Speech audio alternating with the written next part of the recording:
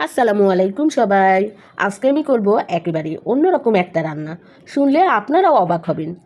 আমাদের বাচ্চারা তো মাছ খেতে চায়ই না, মুখ ঘুরিয়ে নেয়। কিন্তু আজকের এই রান্না শুনলে বাচ্চাদের বাপও চেটেপুটে খাবে ইনশাআল্লাহ। প্রথমে আমি মাছগুলো ভালো করে ধুয়ে নিলাম। তারপর সামান্য লবণ, একটু আদা রসুন বাটা, সামান্য জিরা ও ধনিয়ার গুঁড়ো এর সাথে অল্প করে মিশিয়ে নেব। আর সামান্য পরিমাণ সয়াবিন তেল দেব। হালকা সিদ্ধ করে নিলাম। তারপর মাছগুলো ঠান্ডা করে বেছে একেবারে ঝকঝকে করে নিলাম। তারপর শুরু হলো আসল মজা। আমি যেমন মশলা খাই তেমন করে পরিমাণ মতো মশলা দিয়ে মাছটাকে কষালাম। কষাতে কষাতে যে গন্ধ বের হলো সেটা শুনে পাশের বাসার মানুষও ভাবছে এই ঘরে আজ কী রান্না হচ্ছে। একেবারে টকটকে লাল আর মজাদার হয়ে গেলে আমি সেটাকে ভেজে নিলাম।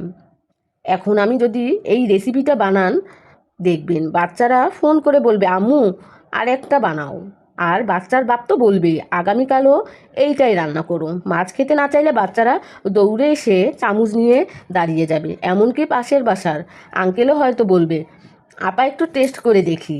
তাই সবাই একবার চেষ্টা করে দেখুন। এটা কিন্তু একেবারে পরীক্ষিত মজার রান্না। বানানোর সময় একটু হাসি আর ভালোবাসা মিশিয়ে দিন, তাহলে স্বাদ হবে দ্বিগুণ। আর এই রান্না যে যে খাবে একবার সে বলবে আর একটু চাই। সবাইকে ধন্যবাদ।